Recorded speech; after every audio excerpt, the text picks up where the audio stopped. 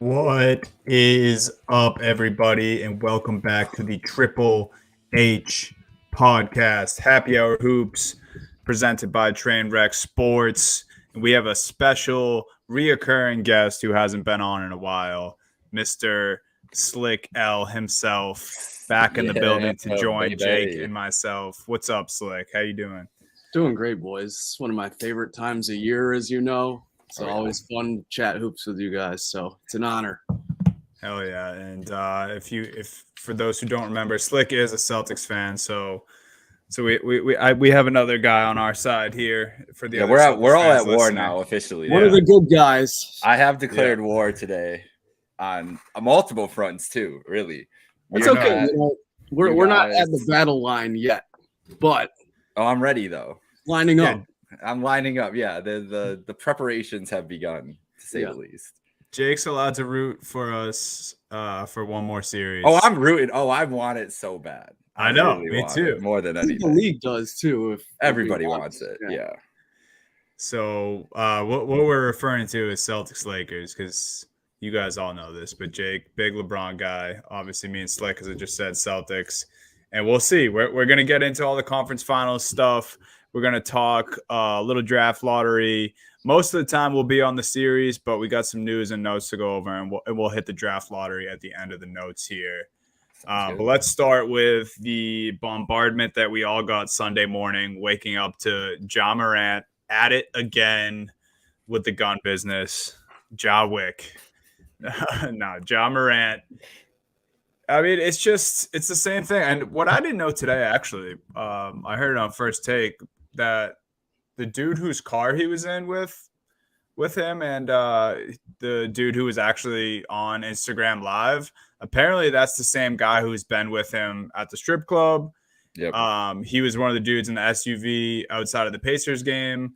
And then he was also at Ja's house when the scrum brawl or altercation went down with the minor at Ja Morant's house. So it does kind of seem like bigger than everything, it's almost who he's putting himself around, rather than, obviously taking accountability and being smarter about things is one thing, but it is interesting that it's the same people he's putting himself around and then ending up in these same situations. Yeah, I don't understand how it happened again. Like, I just don't get, like, we tried to give him all the benefit. We roasted him the first time, obviously, but then we also tried to give him the benefit of the doubt, be like, whatever, maybe something's going, all this stuff, whatever. And then you just, like, I don't know. Like, I don't know how you do. I don't know how it, like, that's not like a mistake that you just like casually make again. Like, it's not like, I don't know. Like, I don't even know what to compare it to. It's just like, stay off Instagram. Like, that's really the biggest, the story. Like, these things, that's why it's so hard for me to like even fathom what's going on, because it's such a 2023 Gen Z like issue to have, that the kid just can't stay off fucking Instagram Live. Yeah. And we know people like that. Like, how many people in your life do you know need to just stay off IG Live or stay off Snap stories? Like, just stop. Like, we know these people. They are all over in all of our lives. It's just a new generation of things. We are just seeing it manifest in one of the most famous athletes in America, and have to see how he deals with those repercussions in real time, when on those same platforms he's being constantly scrutinized almost every second, and probably aware of that scrutinization too. So it's just insane to me, like, to wrap my head around how we've gotten to this point again. Dude thought it was fine since it's the off season now. He was like, yeah, no, we're good now. Yeah. Did he think he was gonna sneak? Like, he thought like it was like a quick like little thing. Did he think he was just gonna like flash it by, or was he just not like? Are we thinking too deep and he is just like not? And you gotta think smart too that he probably grew up with this guy, right? If this is the same reoccurring guy that you're saying, like, because I don't think he's just getting into the league and finding associates that are just down for this behavior all of a sudden. Like, this is probably a friend from childhood, if I had to guess. And that's the thing, is like, and that's like how, if this is the same person who has already been in these scenarios with him at this point, how are you letting him be in this? Why are you even on Instagram Live with him in the first place? Yeah. Why do you even back on there in any scenario? Just don't go on Instagram again with him. Like, you just got the guy in trouble. Like, I don't know. It's just crazy enabling, it feels like. Like, why would you put him on Instagram Live when he couldn't handle it himself? It's nuts. You're right. Dunny? Yeah, I was muted this time. It wasn't my mic being broken. No, this most recent time though, and you guys just mentioned it, like how quick of like a little camera shot over to Ja it was. The way I took it the first couple times I watched it, I was like, I wonder if Ja didn't know he was on Instagram Live and like maybe thought he was just recording, not live, and like they could have just sent it to friends or whatever. It's very possible because the dude who was on live, like the pan over and then pan away was almost like, oh shit, I just fucked up. Like I showed Ja on live, and then he kind of took the gun again, and then he was like showing like the door and like the seat of the car. Like he wasn't even showing either of them for a second after that. So I don't know, man. It's so weird. I think obviously a hefty suspension is coming for Ja. I think it's almost just redundant and not worth trying to pinpoint a game amount of how much he's going to get suspended. But I do want to ask you guys this. Do you guys think a year is too harsh for this? Or do you think that's in the cards? I think it's in the cards. I don't know if it's worth him getting a year, if that makes sense. Like I think the league's probably pondering a year, but I don't know if he deserves it. I feel like half the season is what the number I keep coming to, like 41 games. I feel like is where you would be at. I feel like that's just like when I was seeing suspension and everything.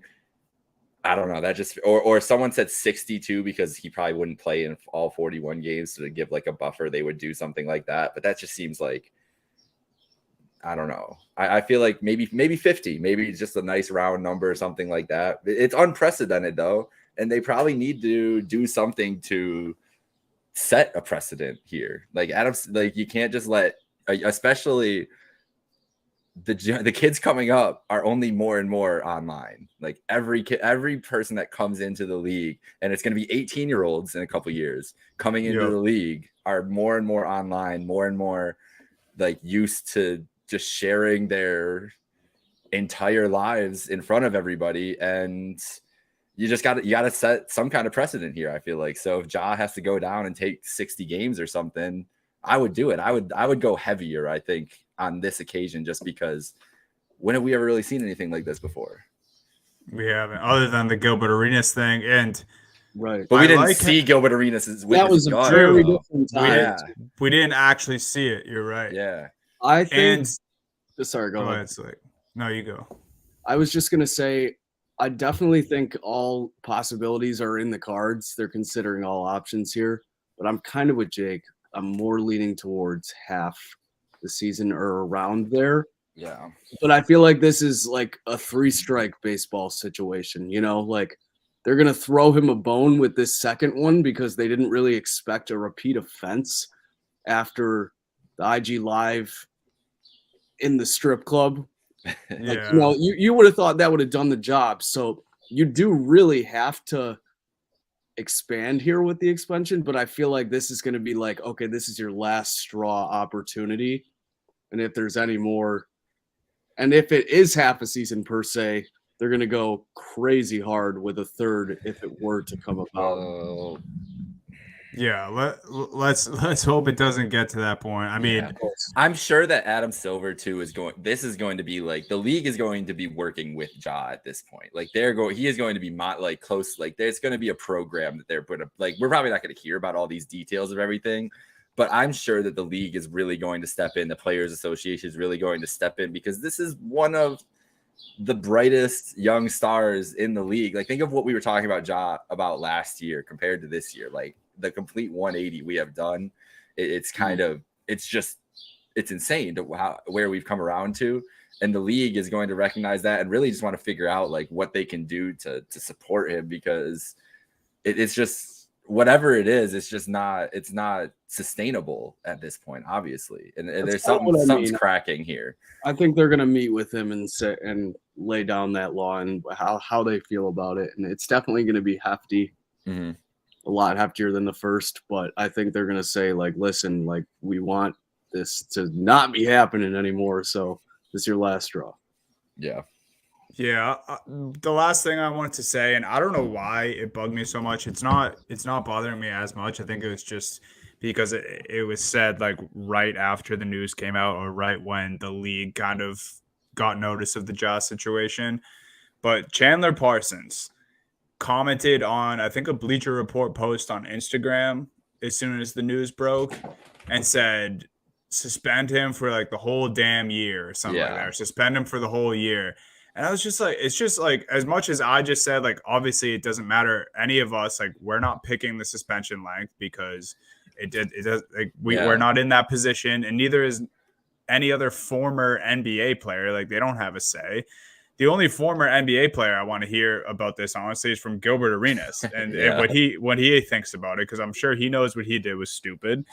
And Ja is going down the same path. But it bothered me when Chandler Parsons said that, because if people remember, when he signed with the Dallas Mavericks, he signed in a nightclub with Mark Cuban while getting like shit-faced. Yeah. And a few months back, when the whole LeBron, remember the phantom foul, the missed foul call on Tatum earlier in the year? Yes. And LeBron had that whole freak out in the TD Garden. Yeah, when he was like bowing at the free throw line or whatever. Chandler Parsons really brought the camera over. Yes, that game. Chandler Parsons said he wouldn't have reacted like that if he saw his French bulldog get run over. So, like, it pissed me off so much. Like, Chandler Parsons acts like he has this moral high ground to stand on. When you signed one of your NBA contracts in a club getting shit-faced with Mark Cuban, and then you said you wouldn't care if your dog got run over. It's like, bro, hop off Ja Morant. Like, he made a mistake, but, like, who are you to hand out a years-long suspension? Yeah, I don't want Ja to be suspended for a year. That's why even when I was getting to about 60 games, I was like, nah, fuck that. Like, I want him back and get him back by All-Star. Like, get him on the court. Let's go.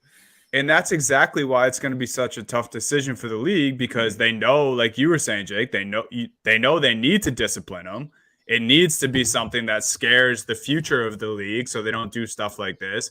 But like you just said, they also know he's one of the faces going forward. So it's like everyone wants to see him play, but this isn't, appropriate behavior. And that's, I'm going to let Adam Silver figure it out, and not Chandler Parsons. I'm as interested in what the Players Association will end up like saying, if they say anything publicly, or what they would do about it too, because I can't imagine anybody like Jaylen Brown, Jaylen Brown is still VP.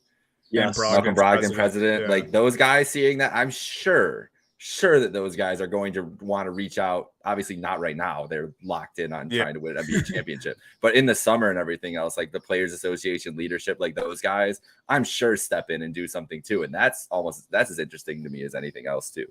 So yeah, hopefully Ja just doesn't, we're never talking about a situation like this again.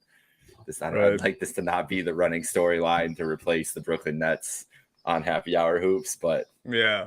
We're in a couple weeks now. We're in a couple months. I know of Ja Morant content. Ja Morant content. You're trying to have some bars right there, Jake. But yeah, no, I'm with you, man. Hopefully this is the last time we talk about it. Hopefully Ja can, figure out whatever he's got going on in the mentals and stop doing this. Next note, we all saw it coming, I think. Whether you agree with it or not, I think it was inevitable. Doc Rivers has been fired by the Philadelphia 76ers. I actually calculated the wins, losses, and tweeted it from our account earlier today. Let me just pull that up. I believe he was 154-82 over his 3 seasons. So, yes, that's exactly what it was. 154-82, made it to the playoffs all 3 years. Obviously didn't make it past the second round at any of those times. But Doc fired after the Game 7 loss to the Celtics on Sunday. What were your guys' initial thoughts? Are you with me? Did you guys think this was inevitable or what? Oh my God, yeah. I thought I was surprised. I didn't think if they were losing even before the finals, I don't know if Doc was making it out. This is what Doc does, bro. This is just what he has done for like 10 years now. That series was I know you guys were probably nervous as heck, but that was like the most predictable ending to that series because Doc Rivers and James Harden specifically, and now Joel Embiid really should be mentioned along with this group too. He can join right with them. We've been here before so many times, and it's literally just in lockstep. So yeah, Doc is gonna go get another job somewhere. He's gonna have like some decent teams that will lose in the second round of the playoffs. Maybe Milwaukee. That'd be hilarious. Yeah, I don't know if I necessarily agree with it. Obviously, especially after you said that record. But like I said, I wasn't surprised, especially after the coach firings that we've already seen so far. Budenholzer, Nick Nurse.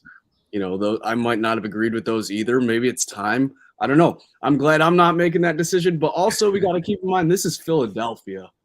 These are Philly sports fans. You had to see this coming. Well, there had to be a fall guy, right? And so if they want to bring Harden back, they're going to try to re-sign Harden no matter what. Doc's just gotta make it feed somebody to the wolves. And no Philly sports fan is going to make Joel take the fall.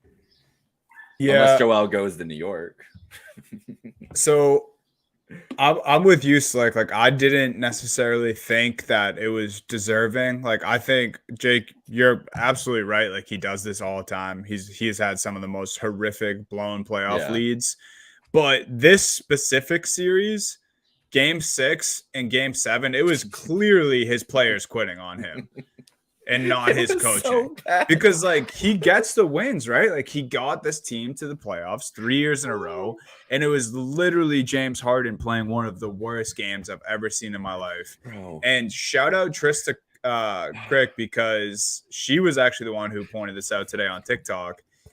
Who did we really think Daryl Morey was going to side with? Doc Rivers or James Harden? Even if there's a sliver of hope that Harden's going to stay in Philadelphia, Morey is probably all right, fuck Doc. Let's keep James Harden. So shout out to her, because I wasn't even thinking about that. I'm like, that was honestly, as much as Doc would hate to hear that, and that sounds unfair, that's probably was part of his thinking. Man, it was just so funny. That Game 6 was, I know how stressful it was, obviously, watching that, but it was, in a way, just looking back, just so hilarious, because it's such a typical, now looking back on it, without of the moment, out of the tension of it and everything, it's such a hilarious Sixers, the most Sixers of all Sixers losses of this generation. Everything that has happened in that Game 6 could have happened. The fact, and it all boiling down to the fact they played absolute dog shit. We're still up.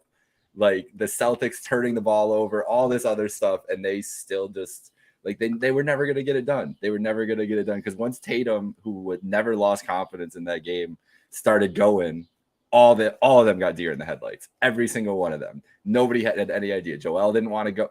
I remember Joel passed out. Joel had passed out of a offensive rebound at some point to Tyrese Maxey in that last couple of minute sequence. It's just crazy. You watch it, watching a team wilt like that and just all be so afraid. And then you see the other guys who all want it to Marcus Smart doing too much all the time. It's such a stark contrast for teams that really they should have beaten you guys at least 2 of these times, at least 2. Yeah, just by the odds of fucking I think sports, this time 100%. This time was the one. Egregious. If there was ever a time, this was the one where that's what I'm saying about this Game 6. Game 6 is the worst loss. It's the epitome of everything, and why there should be a blow up after it, because that was the moment. After all this heartache, all this hardship, you have the MVP. Harden's been cooking. It's his game to go, everything, and you have Tatum down. He's down. He is 1 for 14, not doing it, everything falling your way.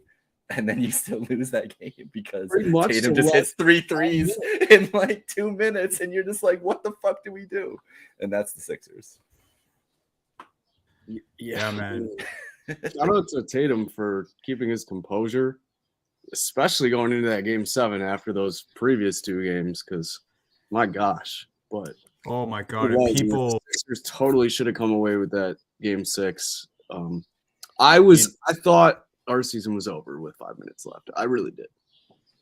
In Game 6, yeah, absolutely. I'm not going to lie. Reason. I was very nervous. I didn't think we were. Oh, I was super nervous. Missoula looked nervous. Everybody looked nervous. The 18. I remember seeing the 18 turnover graphic on Missoula at one point with like 6 minutes left, and I was like, "That's gonna be it. That's all I'm gonna remember." People were already tweeting, "How much is Missoula to blame?" He absolutely wasn't ready for this moment, even though he said he was. And then, what do you? Joe Missoula can't make the team not commit 18 turnovers. That's when and Dunny, because I've been hard on Missoula this whole playoffs. And that was the moment, that game, it turned for me on him because I'm like, what can he do about that? These guys are just fucking around for 3 quarters. And then we're like, oh, yeah, this is an elimination game. We should probably turn up. Yeah, man. Yeah, we talked about it last week, Jake, right? We talked about the hate Missoula was getting. And even it was in between game 6 and 7. So game 6 had been played, and you said that. You were like, I'm starting to go the other way a little bit. And I was even saying that. I'm like, as much shit as he got for some of these horrible losses, you got to give him his flowers at some point. And I think, Slick, you brought up shout out Tatum for staying composed. I think same thing for Missoula for not pulling Tatum in that game 6, which obviously would have been a little egregious if he took him out. But like there was times in that game where he could have, gave him extended rest for being so cold. But no, he let his superstar ride it out. And going off that point, this might just be because I'm an absolute sicko, but I have been eating up just going back and looking at people's takes about Tatum from after game 6. And then just them, I know that they were just sick watching game 7. People being like, oh, he called himself humbly one of the best basketball players in the world. People are having a fit about that. And then he literally had the best game 7 performance of all time a day later or 2 days later. And it was just gorgeous to see. But yeah, man, the game 7 had me riding high, and obviously it crushed everything in Philadelphia. We talked about Doc. Before we move on, I just wanted to ask you guys, where do the Sixers go from here? Wait. Before we move on from Tatum, I got a question from our co-host, Steve, who is tuning in from somewhere, watching on the road. He had a very important question for you, the two Celtics fans here. Is Jason Tatum a superstar now? Yeah, now. Yeah, after that, sure. Oh, dude. He was going into it. Steve actually asked that? Or? Yeah, he said it. He texted, is Tatum a superstar? Hell yeah, he's a superstar. It's so funny, bro. It's so like the fact that people, oh my God, thought that he wasn't before the game. But that's what I mean. It goes into what I was just saying. Like people actually being upset that he said humbly, I'm one of the best basketball players in the world. He just made first team All NBA. So he's at least in a row. Yeah, he's at least one of the best 5 in the league. And it's the best basketball league in the world. So what does that mean? He didn't say he was the best. He said he was one of the best. It means they don't watch. If you don't, that's here's exactly the thing too. Like, if your fucking superstar basketball player doesn't think he's the best basketball player in the league, I don't want him to be my superstar basketball player. Yeah. Get that fucking guy out of there. We've talked about this so many times. You want 15 guys who all think they're the fucking best at what they do. That's the basketball. Yep. That's the thing about basketball is the egos. Everybody should have huge egos. Otherwise, you literally can't be a good basketball player. Because to take a jump shot in front of 20,000 people, like I would love to see a regular ass dude just try to take a jump shot in front of 20,000 people, unguarded, nobody even on you, just everybody yelling, just a jumper from the wing, not even like a 20-footer, not even a 18-footer. You wouldn't. They'd be shitting bricks, bro. Yeah. That's the most hilarious thing. Bro, he had the MVP guarding him and was like, what, 4 for 4 from 3? I mean, come on, dude. Well, that's a different topic. I don't even want to get into the MVP robbery, but hey. Do you know you know what would really make head spins if those same fans who got mad about Tatum saying that found out that Brown probably has the same exact thought process. Brown thinks he's better than Tatum. He's not. It's like, team. And Brett, like, and if you want to break it down, because there's no real definition of one of the best, Brown is one of the best basketball players in the world too. Exactly. And people are just gonna have to live with that, and we're gonna find out next series. But I do want to quickly one more thing from Steve here on the Sixers.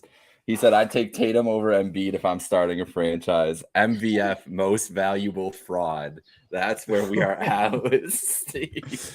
Steve, you've been spending a lot of the last couple of days with Meerkat and has just been hearing just chaos in his ears about Joel Embiid, which I respect. And it's deserved because, yeah, that's great. I love that Steve couldn't be on the pod this week, and he's just firing off his spicy takes. No, I mean, obviously, I'm going to say that. I think most people after that series and after that game 7, obviously the age thing, Tatum has a huge advantage there. But I just think even if anyone was starting a franchise tomorrow, you'd be silly not to take Tatum at this point. Yes, sir. Yeah. I mean, look at the numbers. Like, has Joel Embiid even been to a conference final? No. He's been there, what, like 5 times now? Come on, dude. And so Embiid, do you guys think he'll be there next year, or you think he asked out? I think he'll be there. Harden's a better question for me. I don't know. I think they're just going to offer him a shitload of money. But, Did you also guys see the rumor Phoenix being on James Harden's radar though? I did not see that. I didn't see that. That's today. That's interesting, especially coming from a team.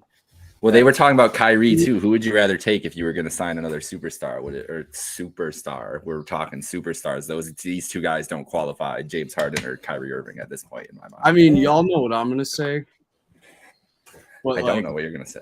I'd take Harden every time. I would take Harden too. Yeah, he sucks. He's terrible for the locker room. He's a great player. Harden as the point guard for Booker and Durant sounds way better than Chris Paul, in my humble opinion. I think if you asked my dad that question, he would go mute for the rest of his life. It is like picking like nails or like barbed wire. Dude, my dad would take Greg Stiemsma over Kyrie Irving or James Harden. He hates both of them with a burning passion. That's I didn't hear any of those rumors. Well, the thing that's crazy to me, it's like Harden, Kyrie, and Durant all flamed out in a terrible fashion in Brooklyn. Right. I can't imagine Durant would want either of those guys joining him in Phoenix. I don't know, Durant's a weird dude. I was thinking the same He thing. is a weird dude. They're all weird dudes. They're all weird dudes. But to answer that, because I'm not my dad, I would probably say Harden too, just because I think he can defer a little better. Like he led the league in assists this year. That's what I mean. Third string Harden, because he was second fiddle this year, even though Maxey was like maybe 2B to him a lot of the times. Him being just strictly like, he doesn't even have to think about scoring. James Harden, he probably would only score 10, 15 points a game, honestly, if he would running point for Booker and Durant. He would just be trying to get them open. And he said that, I think he said that a couple weeks ago or a couple months ago. I remember a quote from him being like he was responding to like criticism or whatever after he had a couple very like big scoring performances in a row. And he's like, listen, I can be like, the thing that people don't understand is I'll be whatever I need to be. Like I went out here, I stopped scoring 30 points a game, but I started putting up 17 assists, 15 assists, but I didn't get that credit. And he's like, it is a different usage and everything, but then you have performances like these in the playoffs, and that's why people, come after him and everything. But it is like, maybe that would be perfect for him, is Phoenix. I don't know. Yeah, Phoenix is doing some crazy shit, bro. Their owner is like, his first 2 moves of trade for Kevin Durant, fire our head coach who made the finals 2 years ago. This man's can they even like bring Harden in? Like, how would that even work, dude?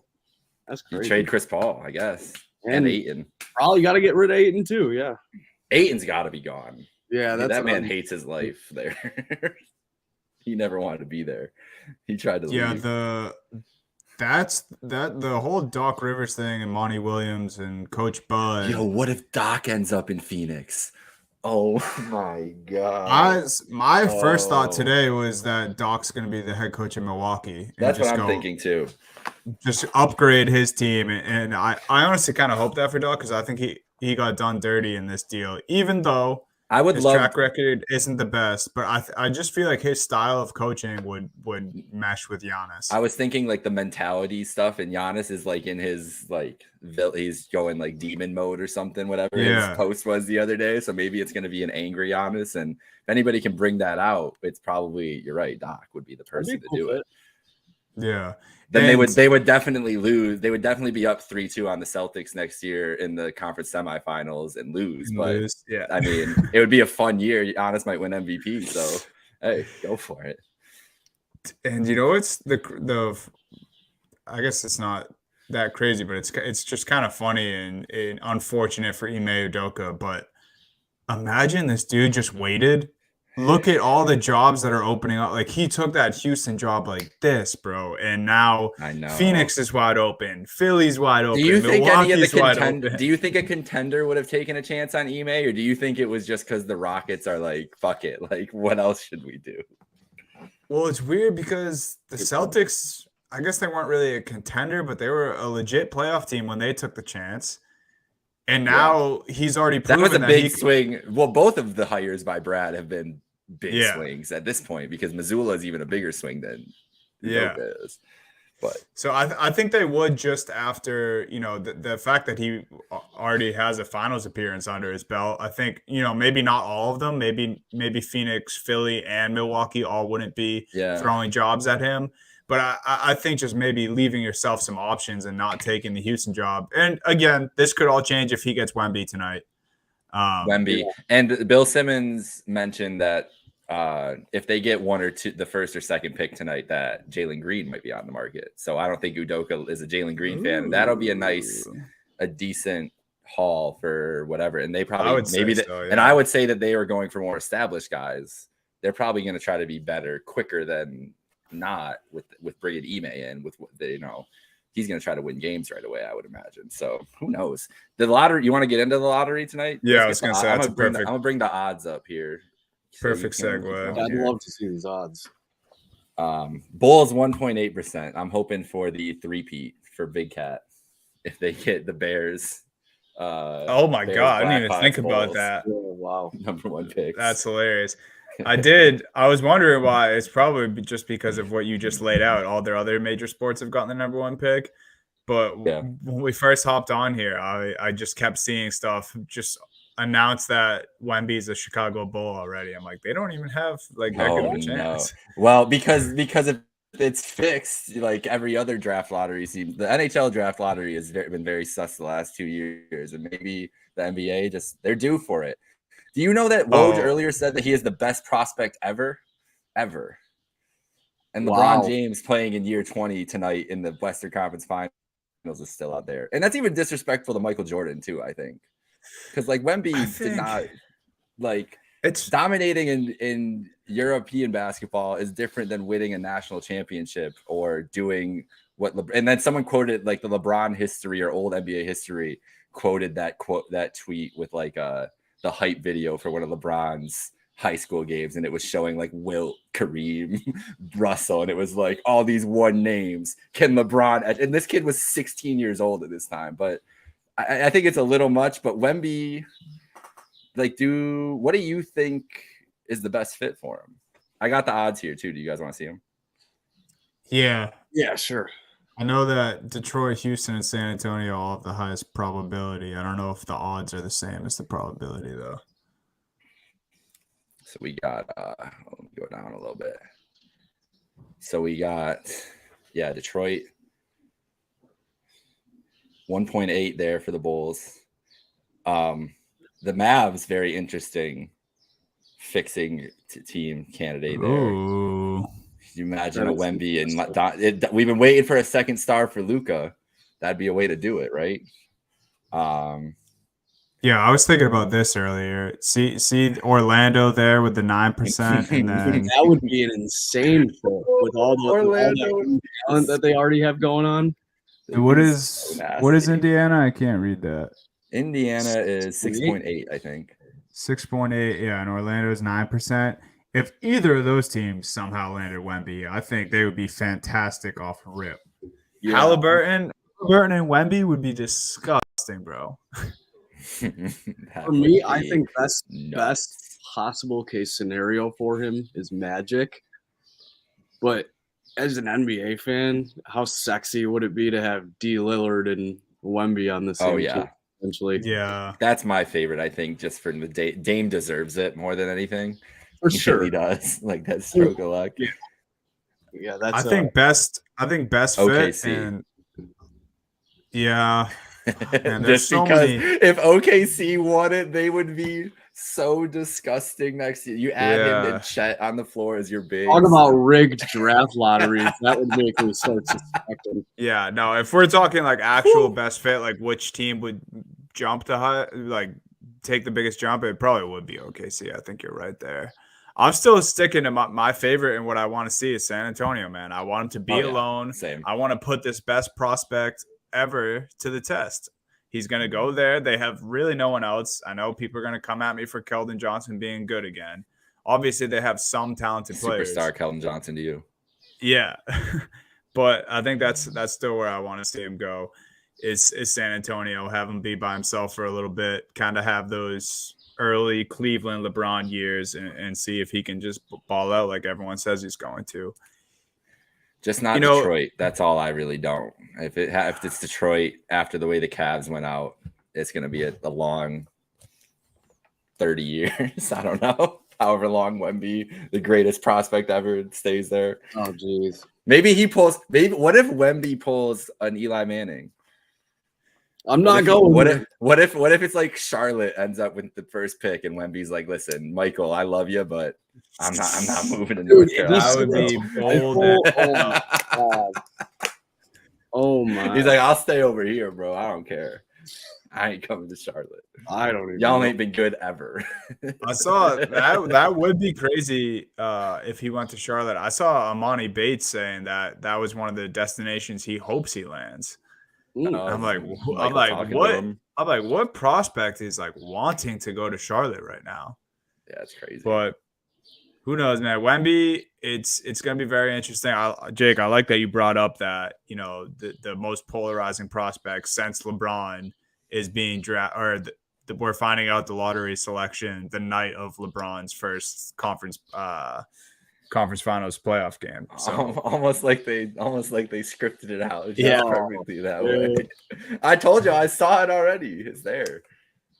I haven't told you yet, but as a famous captain once said, I don't believe in coincidences. Exactly. Like, how does that fucking happen?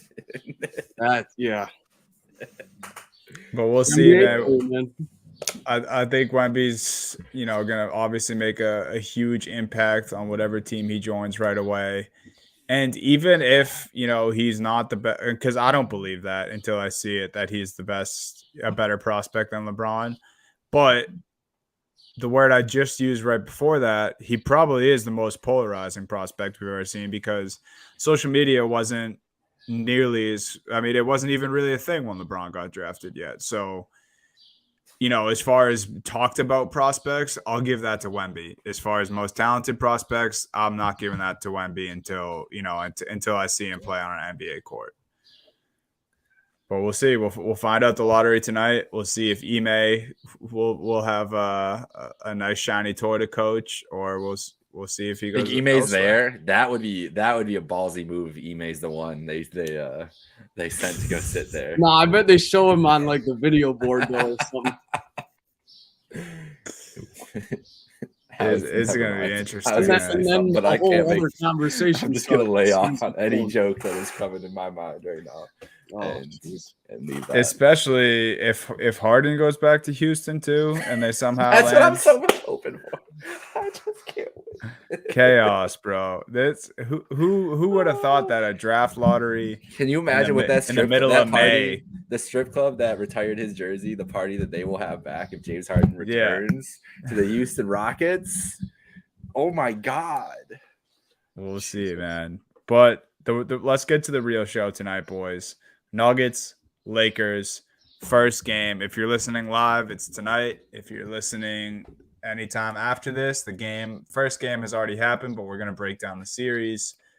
Jokic And the Nuggets, man, they've been coasting, but they haven't seen a team like the Lakers yet. They haven't seen a team that's as complete. They haven't seen a team that has the depth like the Lakers, and they certainly haven't gone against LeBron yet in these playoffs. Just early thoughts outside looking in. Jake, I know you're probably pretty confident in the Lakers.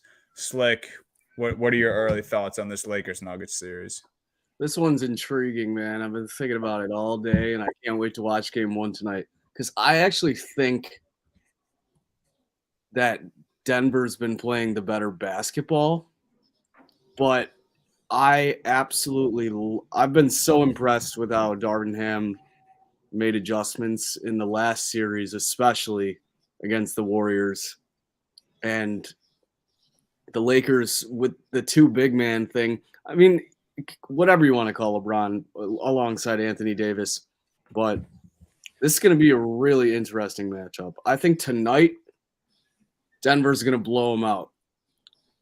Ooh. But I think this series goes 7 games, and I actually lean towards the Lakers based on the style of play. Like I said, Darvin Ham making adjustments on the fly, and I think Anthony Davis is really the key to this series. If he can be consistent throughout the series, I think the Lakers take it.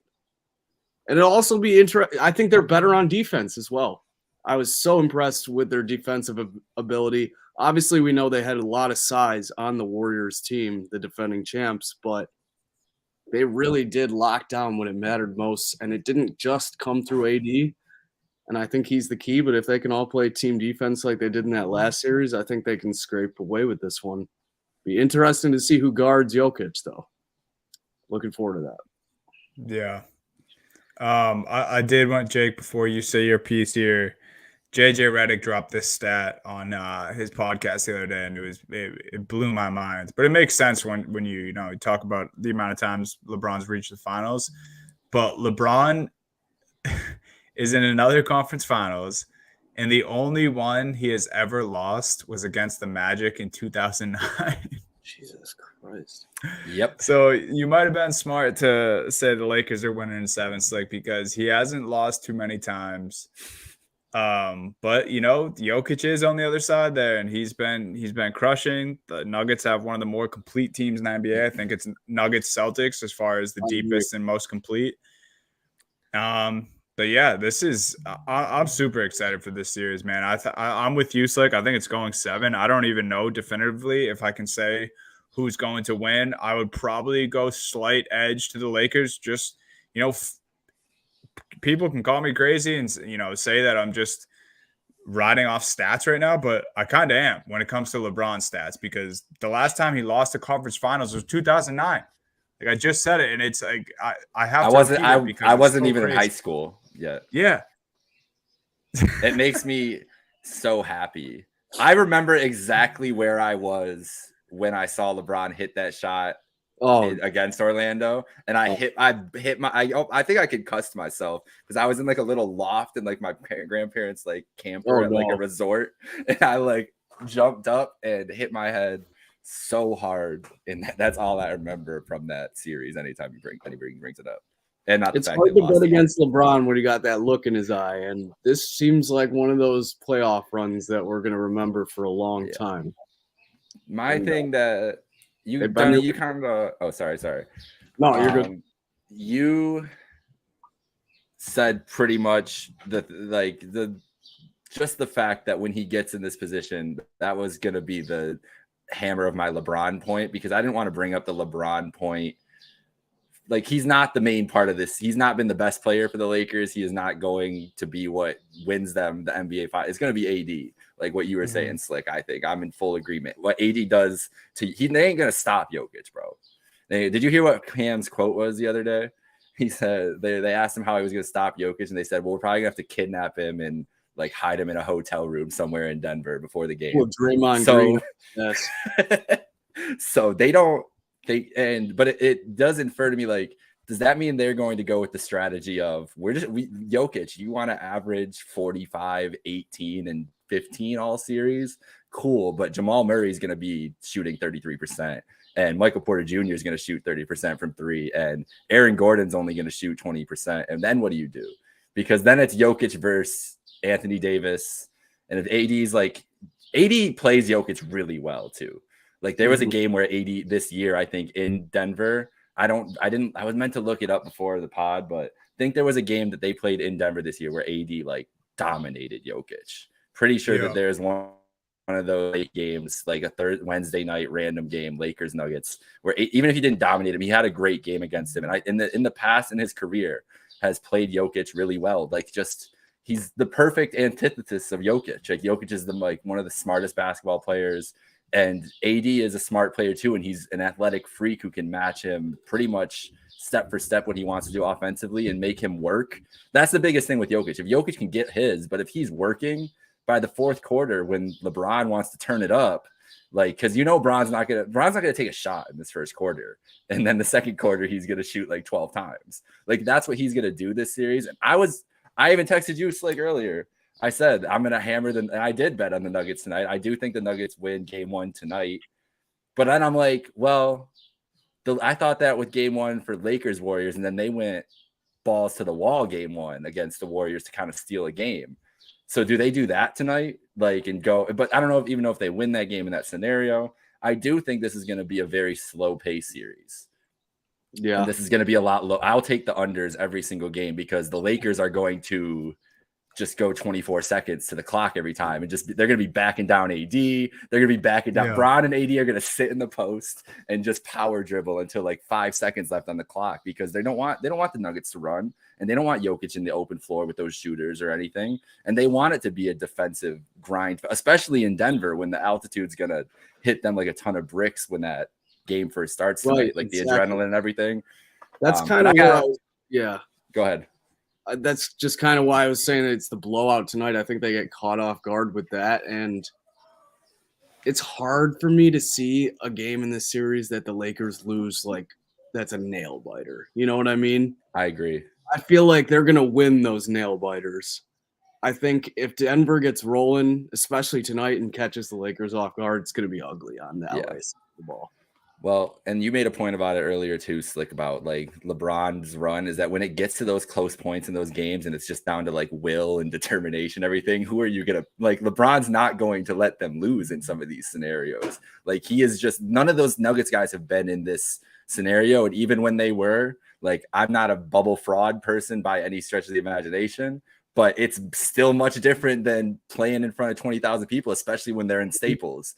And we haven't seen that place in a Western Conference Finals in a long damn time. And it's going to be crazy in LA. Like as much as the home atmosphere, I honestly think, so to get to my series prediction, I think that the home teams are going to win the first 4 games. And this series isn't even really going to start until Game 5. It's going to be pretty like cut and dry standard all the way through. And then I think the Lakers turn up and win Game 5 and Game 6. And so I think they actually win 4 in a row in this series, lose the first 2 and win 4 in a row, but that's where I'm at. So you got Lakers in 6. Yeah, because I think if they go to Game 7 in Denver, I don't know if I trust that. I think they want to win it in 6, and I think Denver's going to get them. I do. I'm with you. I have the thought of the Lakers going balls to the wall in my head tonight, but I'm more aligned with you where we were earlier. Where I just think the Nuggets they're going to shoot the lights out tonight. Like it's just they're going to roll tonight. I think. Yeah, I think the outside shooting is definitely going to overwhelm the Lakers tonight, and it's a matter too if they can hit any of their shots. Obviously, not nearly as good as perimeter shooters that Denver might have, but this. Yeah, how are Reeves and Schroeder and Russell hitting on the road in Denver like Game 1? Right, and don't get me wrong, Schroeder's been playing pretty well. Great. Yeah. I'm in agreement with you that I think the home team wins the first 4 games. But I think the Lakers can go to Denver in a Game 7. I think they can too. You remember this series? The one I'm thinking of a couple years ago was the Raptors Bucks. Remember when the Bucks went up 2-0 on the Raptors? And then the Raptors ripped off 4 straight, and Kawhi just like they figured them out defensively, kind of figured out everything to do, and then they just made the clutch plays late and everything else.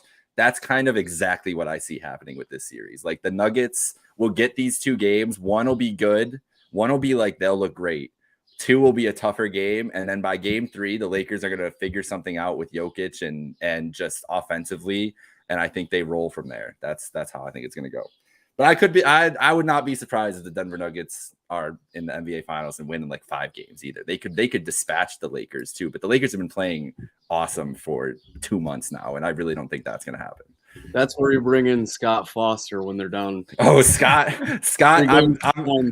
I've got a meme cooking up of Scott as like the winter soldier in the lab, just ready to come up. That's game 4, game 5. Scott. They're gonna ice him. They're gonna put these. He's in there right now. He's in his chamber, just loading up, thinking of all the fouls he can call on Tatum to get that game 5 and that game 6 that he needs. And, he's in the cold tub with his and then on. You're gonna get that tweet from NBA officials. Oh, Scott Foster in Boston, game 4, or in Miami, game 4, and private jet flew him in. Special order. Something I want to say about this series, and it should be encouraging for Lakers fans. And I'm not saying that this is, a definite that it's going to go this way, but obviously it was Embiid, Jokic all year. Who's better, right? And a couple of times we've seen Embiid and Jokic play each other. Embiid dominates because he's a lot more physical and he's a better defender than Jokic. And who's more physical and a better defender? Davis. Yep. So we'll see. I would be encouraged by that if I was Lakers fans as far as that specific matchup. But obviously everyone else is going to have to step up. LeBron's going to have to be great in this series. D'Lo can't be inconsistent like we know he always is. Dennis Schroeder is going to have to be hitting shots. And then it's the same on the other side. Like Jamal Murray, you mentioned it, Jake. He's probably going to be bothered by the Lakers' size. MPJ is going to have to be knocking down his 3. As much as there is star power in this series, I'm really excited to watch the other guys, as Chuck and Shaq like to call them. The MPJs, the Jeff Greens, the Jamal Murrays, the Austin Reeves, the D'Angelo Russells. Yeah. It's an interesting one for sure. Yeah, it's going to be a super fun series. It's such a shame that we don't get that the TNT series is the Celtics series. I'm sorry, guys, but I would much rather have Chuck chirping AD and Jokic the whole time talking about. I mean, we're still going to hear it, but they're going to be in Boston tomorrow night. I know that. It's going to be a very interesting series for Anthony Davis and Nikola Jokic's whatever the NBA fan narrative will be for those two coming out of the series. They could take a lot of different turns for that. The thing about it, when it comes down to me, the crux of it is if AD and Jokic can match each other, which theoretically I think they should. I think that's the conversation AD belongs in. Truly, we've talked about this so many times. When it comes down to right now is the Lakers have that guy that can match him and then a lesser version, but you're taking LeBron over all those others. Like if LeBron is the other in the series compared to AD and Jokic, it's not even a fucking competition. And it's the same thing with the Celtics. When you talk about Tatum, if Tatum and Bam's not as much of a worse example for this thing, but it's the star power, like how good the two guys are. There's not 3 guys anymore, but AD and Brown and Tatum have been back in this situation again, like they were. And same thing with Jokic, same thing, Jimmy and Bam, because these two guys can do so much for their teams defensively and offensively, night in and night out in these situations and be counted on. There's not a lot of teams in the league that have 2 horses that they can that can do it and fucking not, run out of steam. And so I think it's just it's a interesting, that we've come all the way back around and that we're going to see it kind of unfold again this way, because 4 years ago, I think people thought a lot of different things about those teams. And now we're just they've stayed the course and it's the same core, the same general group there. Yeah, it's going to be awesome, man. We got Nuggies, Lakers tonight. I think it's going to be great, man. It's so good that I keep going back and forth in my head on who I think is going to win this series. Jake, you said you think Lakers in 6. Yeah. Slick, I think you said Lakers in 7. Yep. I'm just to be different. I'm going to go Nuggets in 7 and shout out Meerkat. I think he needed that, or he may never come on the pod again if we all went Lakers. He knows. I already declared war on him the other day, so he knew it was coming. I don't know about Slick though. He might be mad at Slick for that. That's all right. All right, you guys want to go over the Celtics Heat series now? Let's get it. Rematch of not only 2020 but last year as well. Miami Heat, Boston Celtics. The Miami Heat, I'll say this before I talk up my Boston Celtics because I think everyone knows I will obviously be heavy on the Celtics. I don't think they lose this series, but this is probably one of the most impressive playoff runs from any team we've ever seen. They lost their first play-in game. First of all, they got waxed by Atlanta. They came back. They won their second play-in game, snuck into the playoffs, took down the 1 seed Milwaukee Bucks without Tyler Hero. Then they went and beat up on the tough, hard-nosed Knicks without Tyler Hero. So that as an 8 seed, they took down the 1 seed, then the 5 seed, and now here they are again. Best coach in the NBA, Eric Spoelstra, Jimmy Butler.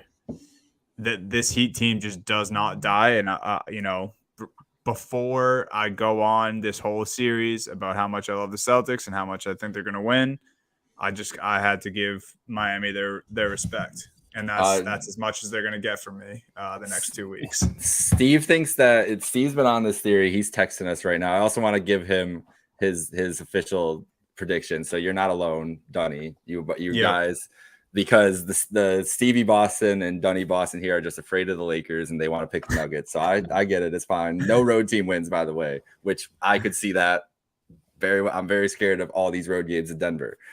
The Heat, the zombie fucking Heat, dude. Steve, his fucking theory is that they tried to avoid the Celtics in the play-in by bombing that game to the Hawks and then winning the play-in game, and not that they still got stuck with the Boston Celtics again here. And I think it's a horrible matchup for Miami, Duddy. It really is. It's like their worst nightmare because they're going to try to do they're going to run everything Boston's running, basically. They're going to shoot all the threes, do all the things. They just don't have as good of players to do it. They really need Jimmy to do amazing things every night, and Tatum might just be doing more than him every night at this point because Tatum might have unlocked something here too. Like, that's the thing, is this might not just be like a one-time. Like, Tatum could go for 45 tomorrow night because he's feeling so good right now. Like, he's definitely feeling himself. He has to be.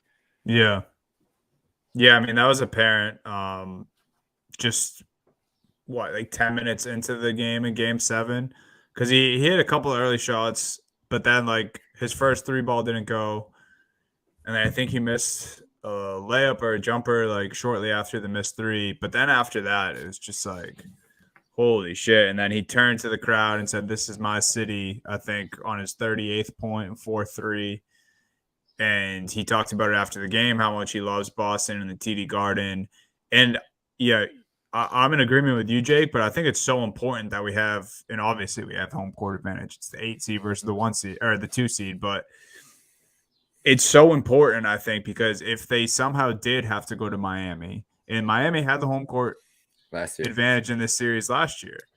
So I think it's super important that we do have that home game in game 1, and they can't let what happened against Philly in game 1 happen this time around, because Miami's not frauds like Philly is. They might be less talented this year, and they might be a bigger mismatch, but they don't give up. They're here for a reason. They're zombie Heat, like you just said.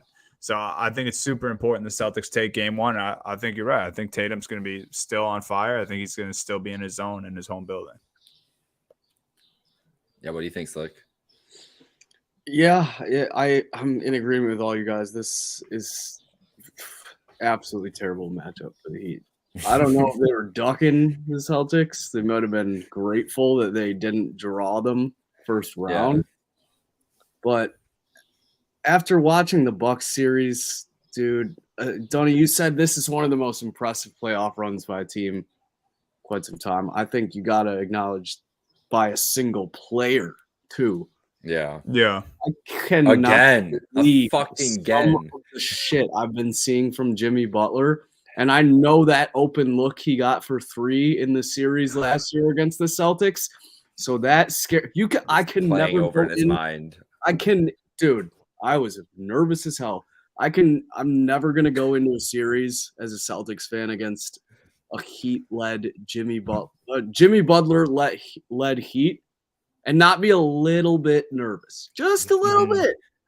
Just the Heat in general, too. Like the Celtics Heat at this point, it's like it's 15, 17 years of Celtics Heat. Like Dwayne Wade battle, even before LeBron gets there. Dwayne Wade and Celtics battles with Pierce and then you come all this way and we're still doing it with these teams.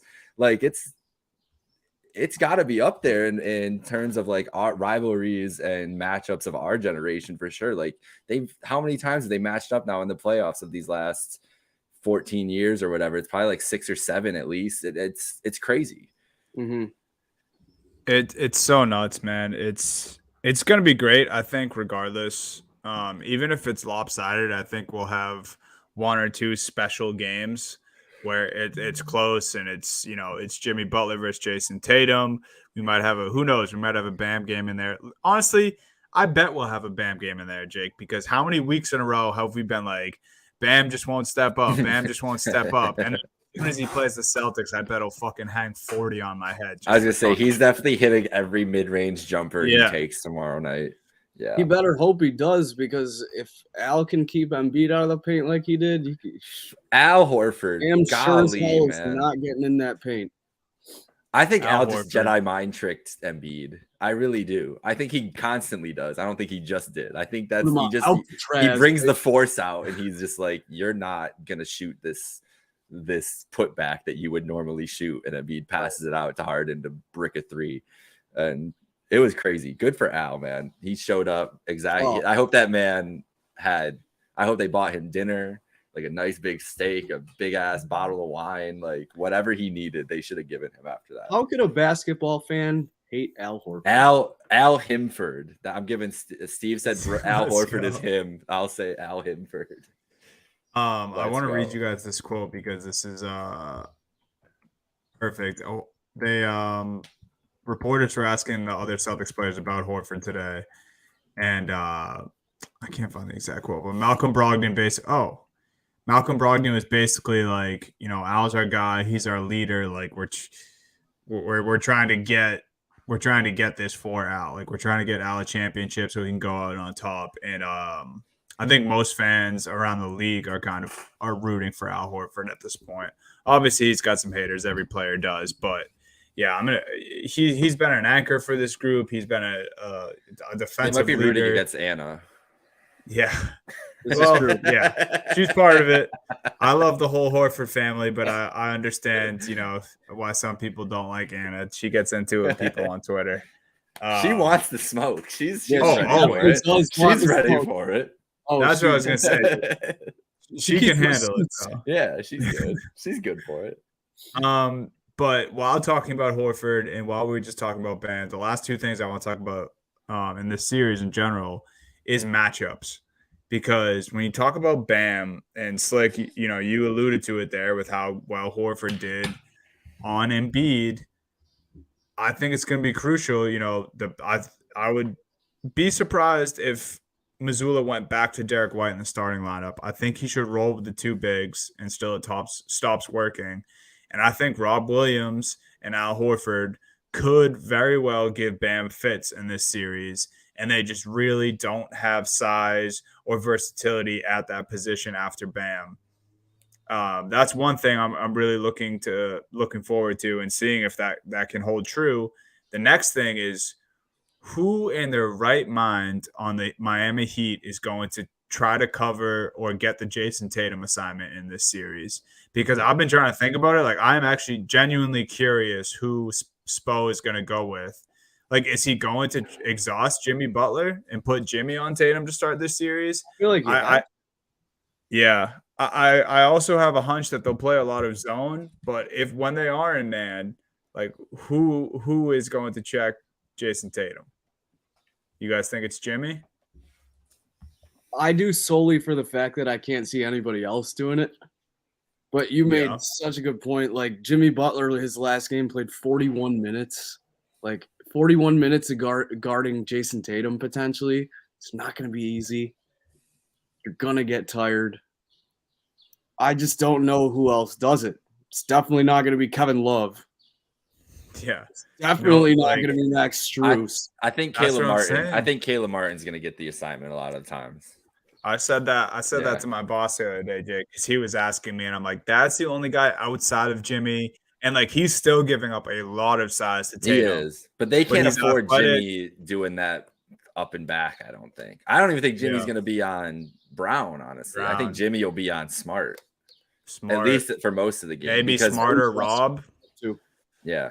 Maybe he plays inside. Maybe they put Bam on one of those guys too, like alternating, because Bam, that should be Bam's responsibility for the series. Shut down one of the Jays every game, like or for parts of each game. Like that should be what the task they're giving him. And I'm honestly just going to say this just in the rare chance that it happens, and I can turn this into a clip with the video of the dunk afterwards. But I just need a revenge dunk from Tatum on Bam for 2020 in the bubble when Bam blocked. And it was the cleanest block I've ever seen. It was a fantastic defensive play by Bam Adebayo. But I need that Tatum revenge. I need a hammer on Bam in one of these games for me to end this series happy. But I can't believe it's Miami. I really can't believe that we're sitting here talking about the Miami Heat in the Eastern Conference Finals. Oh, the other thing I had too is it's so crazy. We've talked about this in other series and then just throughout the year about the Celtics guard depth, but Brogdon, Smart, and White, just how much they overpowered Lowry, Gabe Vincent, Caleb Martin, Max Strus, Duncan Robinson. I think Malcolm Brogdon's going to be huge in this series for the C's because the only thing that I could really see getting to them is ball pressure and the Jays maybe being a little uncomfortable handling the ball. But then like just having a guy like Brogdon come in and being able to slow down this series is going to be huge. I mean, I could talk about this series all day. You guys know that. But I think those are my last few points. If you guys had anything else on this. I got Celtics in 5. Nice gentleman sweep. So does Steve too. Yeah, I think that's where I'm at. Oh man. And I'd be surprised, and I wouldn't even be shocked if it wasn't 5, to be honest. It could be Swift. This team is not as good. The Celtics are the only reason they will lose a game in the series. It's not whatever Miami's going to do. I was just going to say. Yeah. So, like the only fact that like that's why I'm giving them the game. The only fact we might all be on Celtics in 5 now is the reason I was gonna maybe say 4 or 6, but I can't see the Heat winning 2 games, and I think the one game they do win, Boston beats themselves. I got Celtics in 5. 26 turnovers, and it's gonna be a home game too. Yeah. Yeah, game 2, they just turn the ball over everywhere. 26 turnovers. Every other possession, Smart's just throwing the ball all over the place. Just like, what's happening? And then they win the next 3 games by a combined 130 points or something. Yeah, like that's what's gonna happen. No, you guys are exactly right, man. This is the point too. If they don't let Harden get loose, if James Harden doesn't get an open corner 3, what does that series look like? Even. I think Stevie's right. It never felt like last year's Bucks series to me. Last year's Bucks series felt way more dire than this ever did. Oh my God, yes. I agree. Okay, I'm glad that you guys agree with that because I agree. Those games I felt like I was like on the edge of my seat the whole time. Everything. These games I was like, I just got to really just lock in for this 4th quarter to see if James Harden is going to turn into a pumpkin or not. And then he did. And it was like, okay, thank you for doing what I wanted you to do this whole time. Oh, man. Oh, it's amazing. We have 2 great matchups for the conference finals coming up. Yeah. Really no bad finals matchup. I would be happy. Right. Even Denver Miami is not the sexiest matchup, and it's not one we ever expected, but it would still be a very fun. It'd be a dog fight. Yeah, grind. Mm-hmm. Oh, this is a great stat. Oh, Like that's just insane. Yeah, that's wild. Oh man. So but that's why they're winning in 5, because they're gonna lead for 95% of the games, and that 5% is Jimmy going for 20 straight points in game 2 or something. Yeah, doing something nuts at the buzzer. Yeah, last thing. I saw today a quote from Jaylen Brown. He said, "We're working really hard to make sure that we're the toughest team in this Eastern Conference Finals." And I think that kind of goes along with what you said, Jake. Like, if they beat themselves, it's because they didn't bring the energy, they didn't bring the toughness. Yo, if anyone's hosting a fight club in our locker room, it's Marcus Smart and Joe Mazzulla. So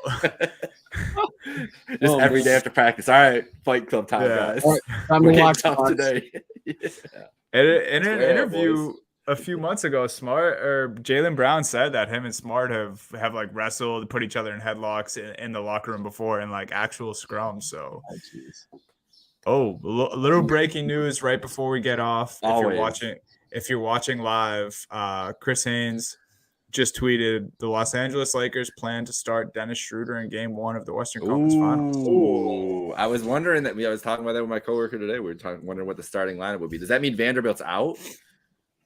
I would assume, because that's the switch they made in Game 7, right? Yeah. So Reeves, Russell, 6. Schroeder, Bron, Jokic.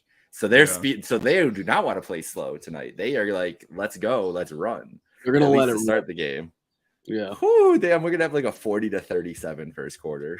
That's what's gonna happen. People are gonna be like, this is the greatest series of all time. Wait for that tweet after Sports Center after the first quarter, after it's like a 35-35 game where they're like, could this be the best series ever? Just waiting on it. So Sports Center tweets are crazy right now. I know. They are crazy. Like the one about the Heat and Lakers potentially blowing the 3-1 lead. They're like, but what if? It's like, okay, why are you posting this, Sports Center? I know. They love it, dude. They love they love the bullshit. All right, and they didn't. Neither did. So yeah.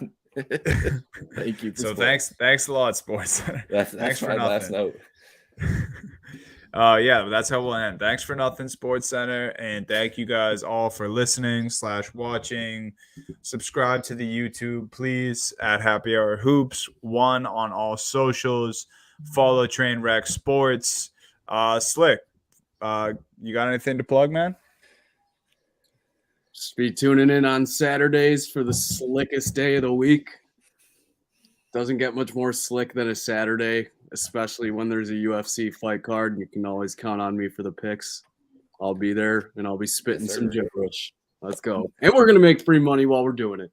Hell yeah. Hell yeah. Next week, we will have probably 2 Wrestling with Emosing shows that you can find me and Slick on, because there is a Saturday WWE show and a Sunday AEW show. What more could you ask for?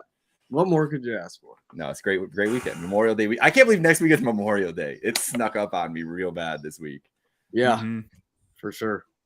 Get me to the pool, baby. And there you have it, guys. Get a drink, get yourselves to the pool, enjoy your NBA playoffs, enjoy Slick Saturday. Later, guys.